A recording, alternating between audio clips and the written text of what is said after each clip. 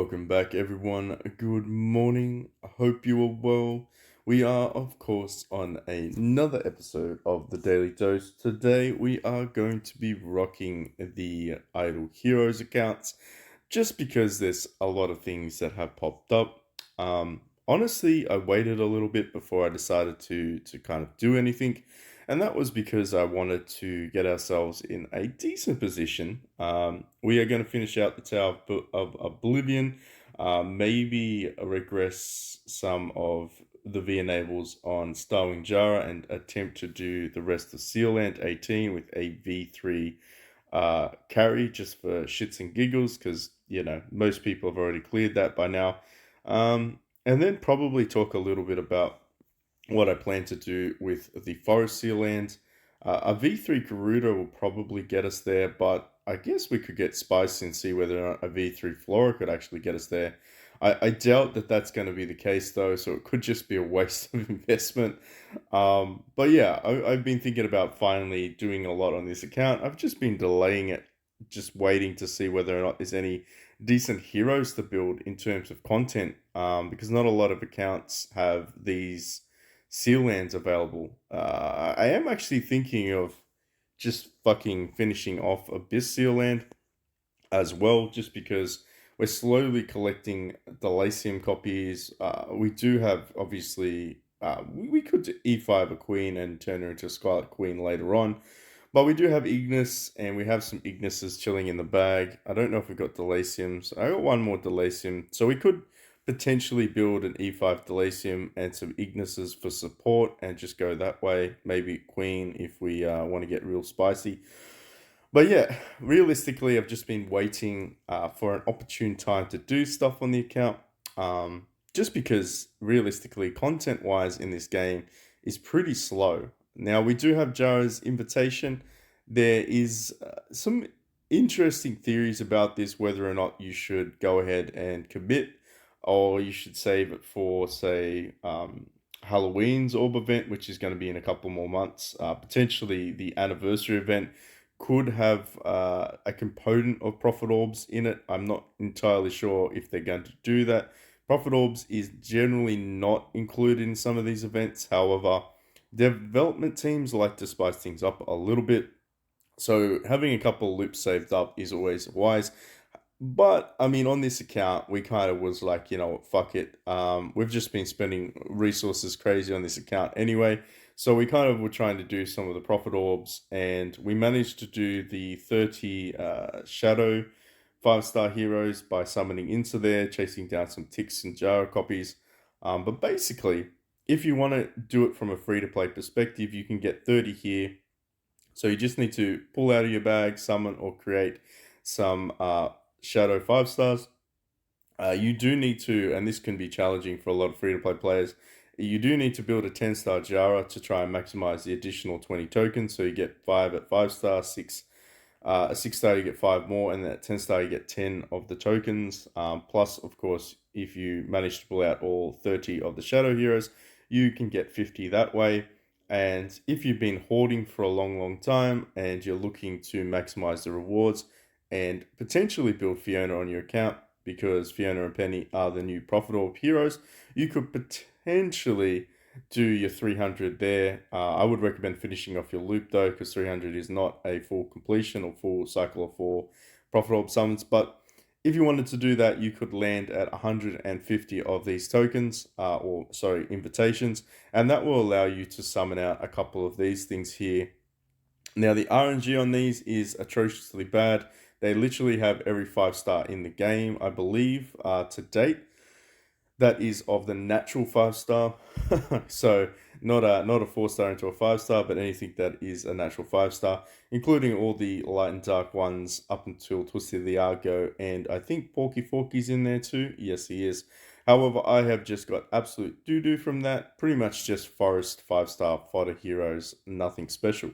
But you could get lucky, which is kind of an additional incentive to do that. Now, this is the juicy thing where you kind of weigh up as a free-to-play player. Do I spend on this event? Ask me in the comment section below if you're unsure. But essentially, if you can get 100 of the invitations, you can get a Demon Bell, which is sort of like a premium artifact. Granted, it's kind of niche. Not a lot of people run Demon Bells, but if you're looking for an energy build team, then Demon Bell would be the premium choice for your team. If this was, say, like a Punisher Staff of the Immortal or a Kiss of Ghost or, an A and B, so Augustus Magic Ball, I feel like that would probably hit a little bit different where people would say, yeah, that's going to be my glittery or my radiant or splendid copy of that. I think I would go with the investment. But being a demon bell, it's kind of niche. Honestly, I think I've only got one account where I have a splendid on, and that was just through sheer fucking luck, or either like you call it luck or unluckiness. Because I kept getting them out of the artifact chests for the bondage.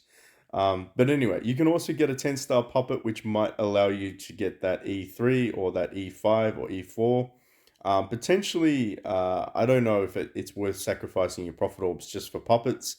If you really were desperate to get some things out of, a hero selection chest up to Eloise, um, again, it really would be situational. I feel like sacrificing too many profit orbs would be a mistake in this instance. Unless, of course, you are like me and trying to pursue the mysterious artifact selection chest. Now, this is going to cost you money, so this is outside the realm of free to play. I feel like it's not a terrible investment because I haven't done the opening the artifact selection chest in the glory challenge yet, meaning we can potentially get an extra 60 relics. So it's not bad because we're going to be able to get some 60 relics for doing that as well. And when Ormus Workshop is up, we can tinker around with the where is it? We can think around getting a splendid artifacts in some of these options here. So I feel like we can get A and B here, then we can get a Rui Scepter here. So we can get like 300 relics just by playing around with that once we unlock it. I don't think I can get anything here yet. No, no. I'd be short on being able to get a Punisher Staff of Immortals. However, it's nice to have an artifact selection chest chilling anyway for when the opportune time arises. Now, in talking about that value perspective, there are some packages to assist everyone trying to get that additional VIP points because, as you can see, VIP point gets you some additional ones. So 50 points gets you one of these cards. They did give us a fairly generous package, in my opinion. It's kind of stock standard. The gems are nice, the transcendent orbs are nice, but the 100 relics are kind of spicy. Um, I don't know about the bigger package, mainly because it's like a selection chest. Fiona and Gloria, the newest heroes, are in there. However, like I would have preferred if they gave us like a million stellar shards. That probably would have been the icing on the cake, or a selection chest with an option to get stellar shards, or the crystals out instead of this chest, which is kind of pretty rubbishy when you think about it, spending $200 on a game, it gives you a pretty shitty chest. However, if you are looking obviously to be a spender and to get your mysterious artifact, you probably can buy both of these and you're good to go. Just be aware though, this game is probably not one of the games that you want to spend on, because it's a constant battle to keep whaling in order to stay relevant in this game. Unfortunately, like most games that have a VIP system, you just have to continually spend in order to stay above the threshold of basically a trash team, which I've kind of let this team fall off for a little while, just waiting and hoarding and waiting and seeing whether or not there's anything interesting to actually do on this game. But in terms of this is for those that have built Starwing Shia, or Jahra, sorry, not Shia, Starwing Jahra. Essentially, you just need to find her either in the arena, in the Trial of Champions, interdimensional, anywhere where you can fight someone and you currently own a Jahra, a Starwing Jahra, you need to fight a Sword Flash Shia, you need to fight a Scarlet Empress Halora, or an Asmodeal Dauntless, and you just have to fight 10 times with Jahra in your team. Now, the easiest way to do this for those that built her, for those that haven't built her, I mean, you probably don't care that much. I would go to your friendship list and find anyone in there that actually has built any of the previous mentioned. So, for instance, what to do is built Sword Flash Shia, and she is also built Queen Aurora. So I fought him once, and Claire was the other one that had Dauntless. Yes, she does. So Claire's got Dauntless, which is Asmodial. So two fights was enough for me to literally finish out two-thirds of that. And then I basically just went in because don't forget, we do have Trial of the Champions, 29 minutes to go. I'll probably try and farm that out by the end of the video. Just try to, boost a little bit further up to get some better rewards. I want some gemages. I need some gems on this account because we're going to be swapping shit out for when the Aspen dungeon goes live in 24 hours. So we're going to basically try to push Aspen to 100 now because we've been doing some builds. But yeah, that's pretty much it. So the rewards are, of course, a selection chest. You get 5 more cores of Transcendent, which is nice. And you get a light and dark elite hero as well, which is kind of like a bonus for those that want to build her. Talking about Starwing, I was ambitious. I thought I had enough to V4 her. Sadly, sadly, two V3 ticks or very close to two V3 ticks are not enough to get a V4 for some reason. So yeah, we're a little bit short on there, but that's fine. We will eventually be able to convert some cores and keep building her that way, or just be patient. It's really not that important. But for those that are wondering, if you do get a V4, you can go down here and get a puppet. So a free 10-star puppet isn't a bad investment just to cheese the game a little bit and get that out as well. What did I build her with? Well, I mean, basically, we can talk a little bit about what she does. So she has a sort of an actual touch, which is her passive ability. Her basic damage targets the enemy with the lowest HP, so she's almost like an assassin. She does extra damage to them, basically based off HP damage to them, and it stacks on the percentage of Jahra's attack. And then she deals extra damage to the enemy with the highest attack and steals their attack for 35% of the target. So she steals the attack. I don't know if it adds to hers or she just strips it.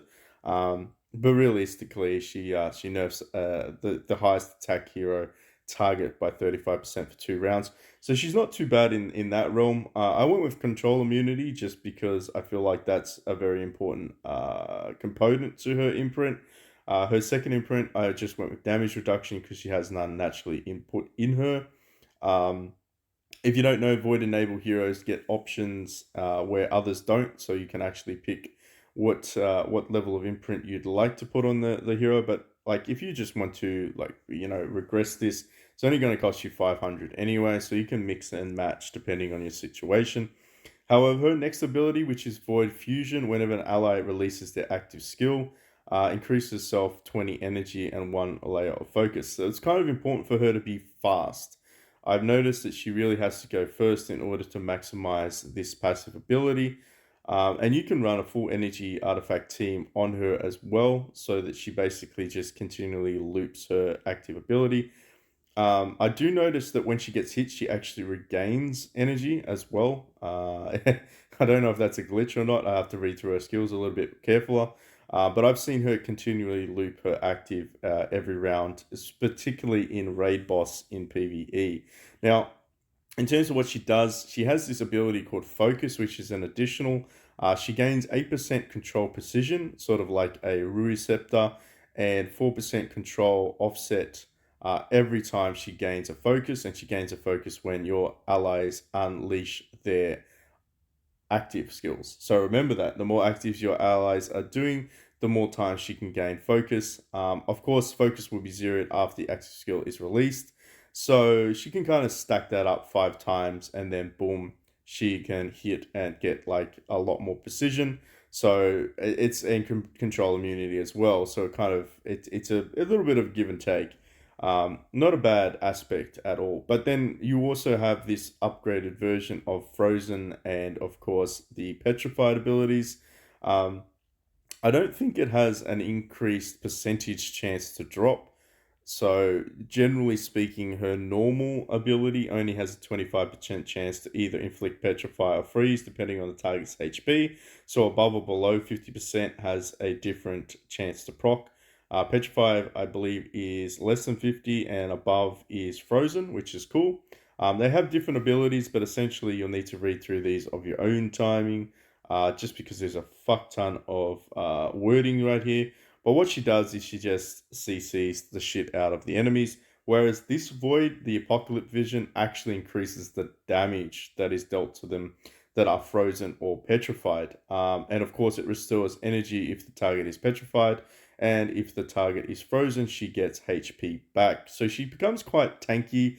And she, of course, starts to loop her energy abilities.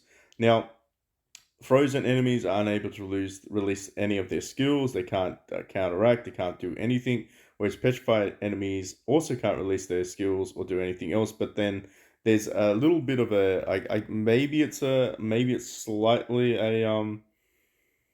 I don't know if it's a typo or not, but when they're frozen, they can't restore HP. Except for if like a deer heals them. So they can't be healed if they're frozen, which is interesting, meaning like Belrain and others probably can't heal them or Ignis.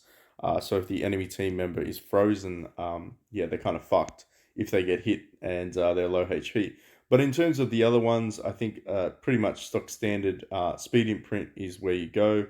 But the last one is where things get a little bit more interesting, a little bit more intense. And this is where they increase the statistic chance to inflict freeze or petrify. And she also boosts her skill damage to 200% damage to all enemies.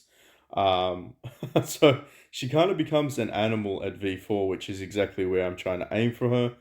When releasing it, every one over spilt energy restores health HP to 0.4%. So she can continually stack energy above her 100%, and anything over that, she gains HP for it. It just becomes kind of nasty. She really just becomes kind of nasty. But realistically, the Petrify and Froze abilities, I don't know if they increase in terms of the raw damage chance. I don't feel like it increases anything that she actually does to them, like percentage wise, but it does, of course, just do additional damage. So her active skill does 200% attack damage, whereas I feel like it's only 1600% here. So it does go up quite a lot. 400% extra damage is kind of nasty. Anyway, in terms of the way I built her, we decided to go with A and B. We went with holy attack damage, and we went with the resonance gear and a weaver set for the additional speed. Kind of keeping it quick, 1900, just because I want her to go first and to be able to continually chain her energy abilities. Running double ticks is very, very nasty with this lady. Even though they're not V enabled, I'm just running energy on them just to try to make sure that they can keep fucking churning this out. This dude though, he's only got a Soulstone 2. I think, do I have actually, come on buddy, can't let me press the button. Um, I want to see if I can convert this. Nah, fuck, attack precision. Yeah, I keep running out of goo and gold. It's the story of my life. Goo and gold. Anyway, I'm gonna have to go with the basic stone in this guy. It doesn't really matter too much. But these are what we've been currently running in order to clear Tower of Oblivion. So let's shut up and get into it. Basically, we're gonna fight these guys. We're gonna run double Russells as well. Russells really don't do anything in these battles, unfortunately. Tix is kind of the star of the attraction with actually carries a really good slot one tank as well, and we're just running the base set Phoenix, and we can kind of see what Tix does. Pretty much just booty claps them, and A and B on fucking Queen. Sorry, not Queen. A and B and Aurora just, yeah. I gotta keep saying it. I keep saying it. A and B on Jahra is just, it's just enough to keep her ready to continually fucking booty clap. But I think this is the last one, which is the Ada level. We do have some of these lovely ladies in there as well. I don't want to skip it. Let's see just how much damage Um, they do, yeah. It's redonkulous. 2 ticks is just overkill at this stage, and she's probably just gonna kill. Yeah, she killed the Ada, which is the main part. I'm really tempted to see how she could push in terms of Aspen. I suicided her against some mobs that I shouldn't have, but yeah, I'm just testing her out. She wasn't V enabled at that time. She was just base level. So yeah, I don't know. Should I do? Do you want to see an Aspen run with her at V3 with an A and B build just to see whether or not she has enough, I guess, juice in the tank to kill everyone, in particularly the quad Ada waves. She can't. Although the problem with her is she cannot solo from zero energy. She can't solo Oberons or any Oberon wave. Anything that you can CC her will yeah, make her day a very very bad day. Particularly Oberon. I noticed that. I kind of suicided against the 4 Oberons without any energy. But anyway, there you go. Tix did that. We managed to finally clear that level. I feel like we're like 50th by now. All the way down here, all the way down here. Took fucking forever. Well, we finally got there. Ooh, 48. Let's go. All right, so we're 48th on the totem pole. Not too bad. But like I said, we will be waiting for Aspen Dungeon. Let me know in the comment section below. Do you actually want to see a V3 Jahra go at Aspen from level 50 all the way to 100 if we can get there? The Tixes probably will just be suicidal Tixes in this instance because they won't have any enables. But we could spice that up a bit. Maybe test that out. I could, however, if you were all interested, I could try a Splendid Ruiceptor. I could build a Ruiceptor up to Splendid and test her out with a Splendid in there. If anybody is actually thinking about that, although I highly doubt anybody at this stage of the game that's building a Jara probably doesn't have Aspen at 100. Kind of lagging behind, right? Either way, I think we can do some stupid things right now. So we're going to regress her enables. We're going to grab all of this back. And we are going to go ahead and push you up. So I want to see whether or not a V3 carry can actually... I want to see if a V3 carry and a baby... maybe... yeah, no, I can't build one, right? We'll just do it like this. We'll do it like this. We'll do a. I was gonna say, should we 10 star Aspen? I was planning on swapping Aspen out for Armora anyway, but yeah, let's see what she does before that, and then we'll decide whether or not we actually have to 10 star Aspen to get that little bit of raw DPS going. Sticking antlers on him, he'll be fine. Alrighty then. So we'll throw that on you. And we don't really need speed. You know what? We'll just go attack. We'll just go into it all balls deep into attack and some HP, and there we go. All right, so that should be spicy enough in that realm. We won't run Drake. We will run Aspen. So, what gear do I have on you? Uh, I guess we could just run a crown on you. Run a crown on you. We'll keep you kind of tanky alive. We can run an antlers on you. And then just going to run 2, 3, 4. And we're going to run the magic stones on you guys. So let's take a couple of magic stones off you. I don't know if I should stagger these ones out, if it really makes any difference. Uh, we'll go triple shield, and then for you, we can just run that, and that should be fine. Should be fine.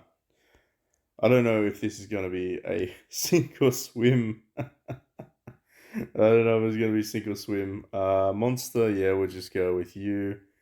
Yeah, I'm curious to see whether or not we can actually get across the line, or if I need to actually build a fucking Aspen. I'm hoping that the little baby shields from Armora is enough.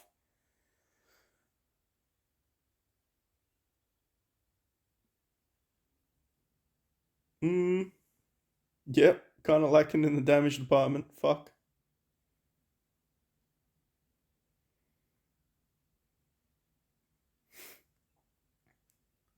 Come on. We really just have to do the. I feel like we just have to get the RNG on the big boss to suck him off, siphon him off. Jeez, PB.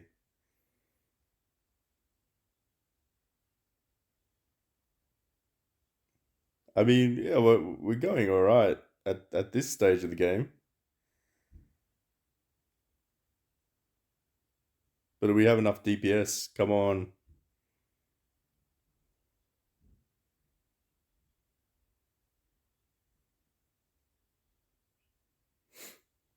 maybe. All right, yeah, easy clap, easy clap. We're just hope fucking crit on him. Come on, Aspen. All right, so we managed to get past there. Aspen doing his job. Last stage could get a little bit scarier. I wonder if we can get this. Oh, we did got a petrify off. Very nice. It's always important to get some petrifies off. Oh fuck! Wow. Can you solo though? Is the question. Can you solo? Answer is no. Okay. Okay. Gonna have to go back to the drawing board here for that one. What the fuck are you running right now with your enables? You do have that. Guaranteed removes one mark. Okay. When around and 100% removes a random mark from self. When a round ends, 100% one random attribute reduction. Attribute reduction. I feel like that's the stun, right? Let's go. Let's go with we'll try tanky. We'll try tanky. Don't know if that's going to be the best idea, but we're going to try tanky. We're going to try that one though because that might be important. Should we run just two? Let's try to run two with you. Let's just throw on that. Try and stagger it out a little bit so that we can have some shields each round. Um,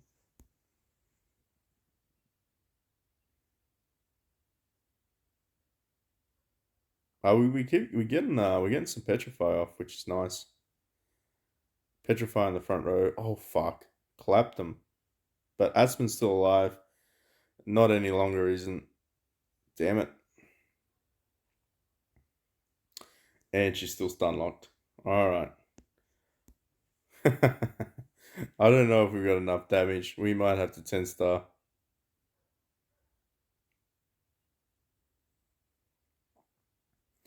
Although, to be fair, realistically, what has to happen is she needs to energy drain the back boss.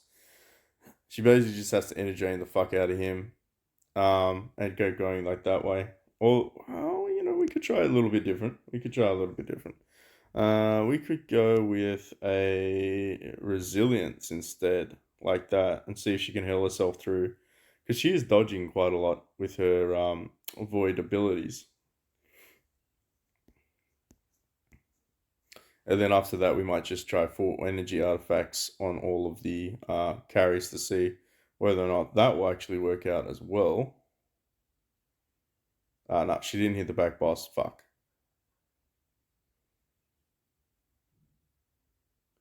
Instant clap. Instant clap. Alright, Carrie. Fucking you can do this. I believe in you. I believe in you. Let's go. Triple. Do I have any energy artifacts on anyone else? Probably have some on you guys. Yep. Let's grab that. Alright, let's try this. Uh is the crown helping her? Is the crown helping her? Well, speed HP is fine. Let's try. Can I swap this out to anything else? Nope. Okay. Alright, speed HP should be fine. How much HP you got? Yeah, 13 million. You don't really have a lot. Actually, Now that I think about it, let's grab some ranger gear. Let's grab some ranger gear on you and increase you. Okay, increase you a little bit more with some ranger gear. That seems like a sensible idea there, PB. All right, and now we're going 4 energies on the Armand Ras, and then yeah, we managed to silence one of the dudes. Very nice.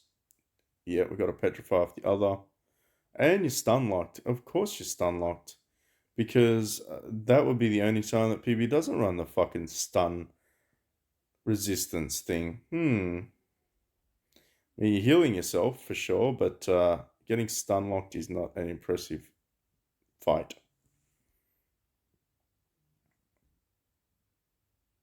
And you did.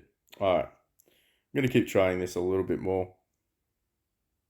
See whether or not we can RNG our way out of not getting fucking stunned. No, apparently we can't.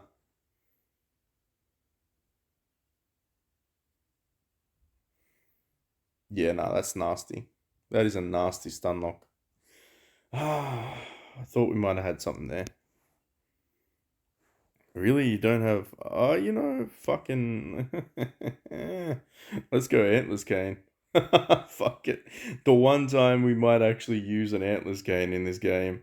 Yeah, let's do that. Fucking let's go. What do you think now, you fuckers? You can't stun me now. Probably not gonna do anything. Ooh, good RNG though. Get the boss. Get the boss. Fuck yeah. Can we get this? Is this gonna be an easy clap? We've got everybody is literally tied up right now.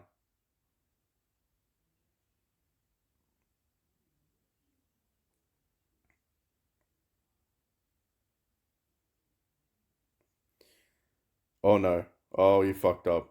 Oh, you fucked up. Oh, delay has saved us. Alright, Aspen, you need to kill someone. You fucking need to kill someone. Aspen, kill someone.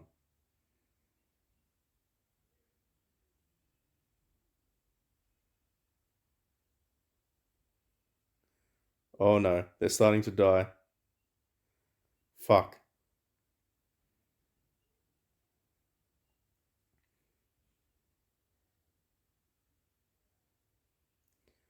Ah, it's not enough. Not enough. I don't even think with RNG we can do that. Maybe we do need to upgrade Aspen to 9 star. Well, I think we can probably call it quits there. I don't feel like there's anything else that we need to do. I'm not going to test out Starwing just yet. I want to set up my team properly with the triple Sherlocks and the double ticks, and then of course Starwing in there, because she can have some fun that way. Of course, I feel like she can shine in her own right. If you enjoyed this kind of content, let me know.